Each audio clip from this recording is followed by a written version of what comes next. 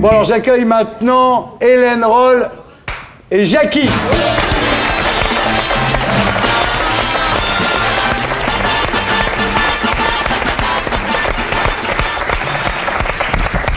Bonsoir. Bonsoir. Comment ça va? Ça va et toi? Bah et toi? Ouais, super. Super? Ouais, ouais. Hélène, ça va? Très bien, merci. Il y a une paye qu'on s'est vu. Oui.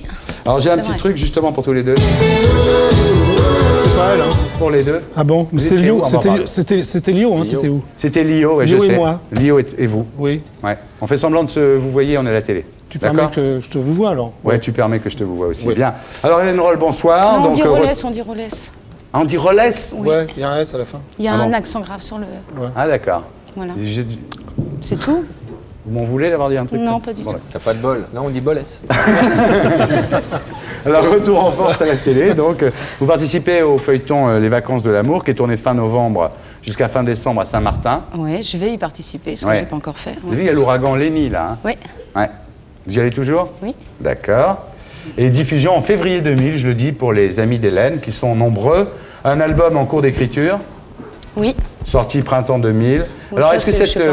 cette nouvelle énergie vous vient de votre nouveau fiancé? Parce que j'ai un nouveau fiancé? Bah, Vincent, oui. Ah bon? Ouais. Vincent! Mais vous avez commencé assez jeune, parce que quand vous étiez enfant, vous étiez prêté par votre maman, avec votre sœur Sophie, comme demoiselle d'honneur à des Oh mariages. non, c'est pas beau ça, prêter, non. Enfin oui, on allait, ouais. Vous allez dire le contraire de tout ce que je vais dire? Ah là non, pas du tout. Non, mais allez-y, mais ça me dérange pas, j'ai l'habitude. Non, pas du tout. Votre oui, maman vous prêtait pour être demoiselle d'honneur dans des mariages avec votre C'est sœur. la famille quand même. C'était la famille quand même. Ouais. C'était pas des gens, tu vois. Enfin, vous voyez. Vous imitiez les Claudettes à la perfection. Vous faites Oui, plus ça? j'étais fan de Claude François. Ouais, bah enfin, ouais. fan, oui. On l'a tous été. Ouais. Ouais. Stone et Chardin, vous imitiez bien aussi, Stone et Chardin. Oui. Vous faites plus ça? Non. C'est fini. Pas de peau. Et alors, vous avez eu un coup de bol absolument incroyable, faut le Bolès. dire. Pardon, excuse-moi, Laurent. Vous avez eu un coup de bolesse absolument incroyable. Oui. En 78, votre mémé, Ouais, qui est plus là, mais Paulette. Paulette, votre mémé, elle lit le journal, Paulette, et elle voit qu'on cherche pour un film, c'est Le Mouton Noir de Moscardo avec Dutronc, une fille avec les yeux bleus. Oui. Voilà. Et comme elle vous aimait beaucoup, elle vous a quand même conseillé d'y aller. Vous avez gagné. Il y a 3000 candidates. Et vous avez gagné le concours, bien que n'ayant pas les yeux bleus. Premier coup de chance. Ouais. Gros coup de chance. Deuxième coup de chance. Pépé lit le journal. Il cherchait un mec pour un film. Il est Il me plus là. dit quand même. 5000 candidats. Il décroche le truc. Voilà. Non, deuxième coup de chance, votre maman organise au Mans un concert pour Dorothée. Ouais, entre autres, elle organisait depuis un an des concerts au Mans. Voilà. Et pourquoi vous vous dites oui, vous? Parce que j'y étais. Ah bon, c'est vrai? C'est une comédie musicale, Dorothée et moi-même. Ah bon, J'ai vous vu. étiez. La première fois qu'on a vu Incroyable, ça. Hélène, voilà, on était avec Je Dorothée. faisais la plonge au Mans, ouais. Elle m'a servi Ouais. dans le catering. Ah oui, Voilà, d'accord. je Et faisais, alors, j'ai serveuse. fait ça pendant un an. et vous rencontrez Jean-Luc Azoulay, Oui. qui deviendra votre mentor. Vous vous souvenez de cette l'essai que vous avez fait dans la salle vide, tous les deux? Ouais, avec- je me souviens, ouais. Vous vous souvenez? Ouais, c'est pas si vieux. Vous avez joué quoi? J'ai pas joué, chanté. Vous avez chanté quoi? Des chansons de Dorothée, je sais Ouais. plus quoi. Vous connaissiez les je- chansons de je sais Dorothée? plus. J'en Ça a connaissais aidé. quelques-unes, bah oui, avec Ouais. toutes mes nièces et mes petits cousins, mes petites cousines. Et... Voilà.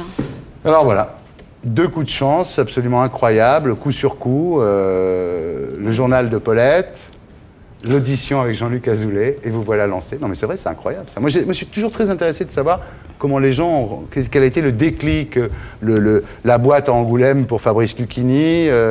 Non mais c'est vrai. C'était d'ailleurs un moment important dans l'émission, c'est la difficulté qu'on a mis à mettre en branle. Oui. Et c'était ce qui était, à mon avis, le plus beau. Oui. C'est cette difficulté. Et ça, c'est une chose à laquelle je reviens. Le mec qui n'a pas compris qu'il s'est passé beaucoup de choses. Cette rencontre du Mais- troisième type, oui. Oui, donc vous savez, au début de l'émission, chère madame, Oui. monsieur Thierry Ardisson, vous savez, nous on est là depuis quand même pas mal d'heures. Ouais. Donc on est dans une espèce de lâcher prise. C'est-à-dire que il y a de l'abandon. On s'abandonne un C'est le peu. principe de l'émission, au bout d'un moment, les gens... Les postures se dégradent pas, mais vous avez Voilà. remarqué ce côté. Il est genou, arrivé. comme ça. C'est vrai, Je suis c'est- arrivé dans la rétraction, parce que ça, il faut savoir que j'arrive toujours dans une inquiétude et que notre ami Laurent avait pointé, à juste titre. C'est À que juste titre. toujours au début, je ne ramène pas les choses à moi, je fais toujours dans la difficulté un peu de rétraction, ce qui est bien normal, comme vous au début. Et puis après, il y a dilatation et il y a Adamo. Vous allez comprendre. Il y a Adamo. On vous donne le programme. On vous donne le programme. Donne le La programme. rétraction, dilatation et Adamo. Alors, Ouais, mais c'est normal, non? c'est une perspective. Mais là, maintenant, on est dans une espèce de plus rien à vendre. D'ailleurs, moi, vraiment, je n'ai jamais rarement Mais de non, mais choses à c'est vendre. plein, vos spectacles sont pleins. Oui, de rien à oui. vendre. Vous avez vu ce que vous voulez. Je vous arrivez dans un climat de profonde Compassion. presque de dérive psychique. C'est-à-dire que on ne sait plus trop comment on s'appelle, les hiérarchies sont calmées, plus personne ne sait combien l'autre gagne, on ne sait plus qui est qui. On sait qu'il y a des sportifs de très haut niveau, on les devine, on sent qu'ils ont et le physique et le génie de grands Et techniciens. le Denis. Et on sait qu'ils sont mariés avec un Yougoslave et qu'il ne faut pas l'emmerder trop. Et on sait qu'Alain Chabat est là et que nous sommes tous là, qu'il y a eu rencontre entre Mademoiselle et tout ça. Il y a eu un truc là. Il y a eu un truc. Ah, il y a eu un Et truc. vous arrivez dans ce climat, vous vous dites Voilà. émission normale. Je vous dis non, émission. Je vous dis émission. Je vous dis un mot habituellement épouvantable, lâcher prise. Bon, alors on continue tous les deux. Bah oui, oui, On est seul au monde. voilà. Donc en 87, premier 45 tours, 89, premier album, 91, premier baiser, enfin, la série. Et 92, oui, parce que quand même, 92, Hélène et les garçons. C'est hyper drôle, j'ai mis un peu de temps. Fabrice, vous vous souvenez d'Hélène et les garçons? Fou de ça, moi. Vous savez, Maîtrise, j'en ai parlé très longtemps Ouais. dans une émission. Phénomène que je de mets- société qui- quand même, un absolument phénomène des de choses à société. dire. La Hélène Mania, ça a existé, 600 épisodes. 6 millions de fans dans le monde entier. Cette série a été vendue dans le monde entier. Vous avez touché beaucoup là-dessus? Ben ouais, normal, enfin je sais pas. Non, mais c'est conséquent ou c'est un ouais après? Non mais c'est bien, je sais pas moi, Vous j'ai plaignez pas j'ai pas de comparaison, non? Non. Bon. Alors, vous avez fait un disque qui s'appelle Je m'appelle Hélène. Pourquoi vous l'avez... Moi j'en ai fait 6 des CD. Oui, bien sûr, vous avez fait Bercy, vous avez fait Zénith, mais pourquoi vous l'avez demandé que Hélène, Je m'appelle Hélène, soit retirée de la vente? Je comprends pas ça. Moi j'ai demandé ça? Non, je sais pas, quand j'ai cherché le disque, on m'a dit elle a demandé que ce soit retiré. Ah non. Je suis désolée, non, non. Vous n'avez pas demandé que le disque soit retiré? Non. Donc on peut l'écouter. Hélène, je m'appelle Hélène. Ça vous touche? j'ai Moi, ça me l'impression. touche beaucoup parce que c'est tout simplement, il n'y a pas de second degré, c'est simplement un plaisir, c'est toute une histoire. Parce que quand tu as moi j'ai une fille, et c'est quand même pour tous les gens qui ont eu la chance d'avoir des enfants de 8 à 14 ans, peu importe, à cette époque-là, c'était quand même pour le père une manière de montrer à sa fille qu'on n'était pas trop con et qu'on pouvait vraiment se faire le miel et les abeilles avant et Hélène et les garçons après.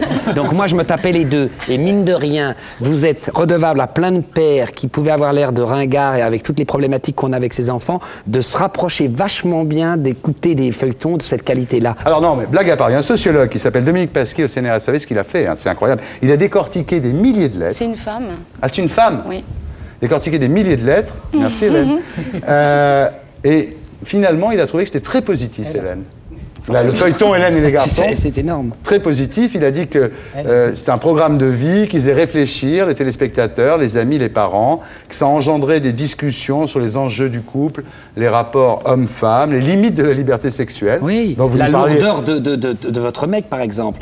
Parce que lui, il était hallucinant. Ce que j'adorais dans le feuilleton, c'était quoi? C'est les débuts de la musique. C'est-à-dire qu'ils avaient précédé ce qu'a fait Canal Plus après. On les voyait toujours prendre un tout petit peu la guitare, et comme ils savaient pas hyper bien jouer, les mecs, non, on les c'est- entendait faire.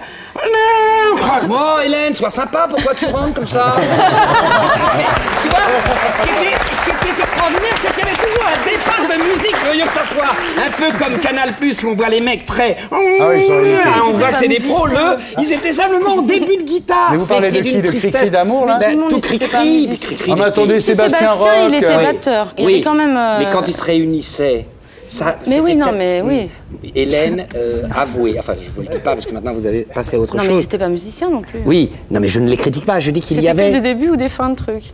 Je dis que après le miel et les abeilles, qui nous offrait une perspective large de l'existence, qui était beaucoup plus là, on était dans des problèmes plus tendus avec votre feuilleton, parce que c'était le Ouais. problème de l'incompréhension, parce que vous finalement, vous étiez carré.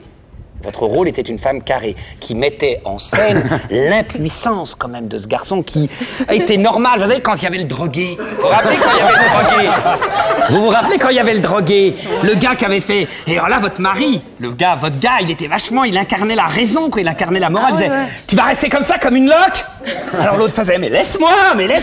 Et c'était très étonnant, parce que c'était des gens qui avaient 75 ans, c'était un couple, pas elle, parce qu'elle, elle était aussi raisonnable. Mais on aurait dit qu'ils avaient déjà des projets de gens d'une 50aine d'années. Alors dès qu'il y avait un marginal, c'était, comment il s'appelait? Est-ce que c'était Cricri qui s'était mis à la drogue? Il me semble, oui. Bon, c'est donc Cricri qui s'est mis à la drogue. Oui, Cricri s'est mis à la drogue, mais ils l'ont croqué d'une manière... la drogue délirante, quoi, la drogue... Et puis là, votre mec... Comment il s'appelait? Nicolas. Le Nico, fallait pas l'emmerder. Nicolas, il avait les cheveux longs, de plus en plus longs. Il avait les cheveux de plus en plus longs. Et avec un beau brochet. Et ce que j'aimais beaucoup, évidemment, c'est banal, c'était ce salon de thé, enfin cette espèce de... La cafette. La cafette.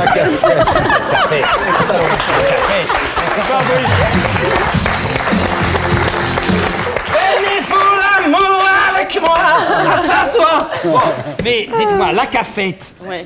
Comme à Discoréki était le lieu unique du marivaudage. Tiens, après le miel et les abeilles, vous croyez que c'était facile de passer à votre univers? Pas si évident.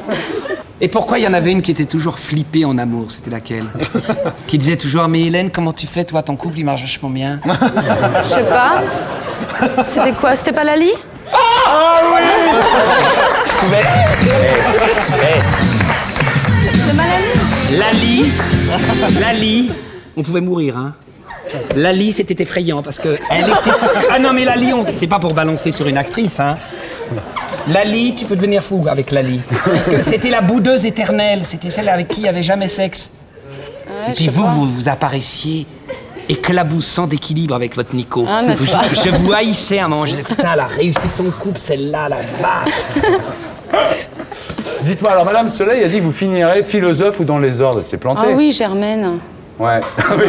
Il y a Paulette, maintenant il y a Germaine. Ouais, Madame Soleil, c'était Ouais, Germaine. c'était Germaine. Allez, Vous finirez ni philosophe ni dans les ordres. Bah, j'en sais rien. Elle m'a dit à partir de 40 ans, ma vie allait changer. Ah bon.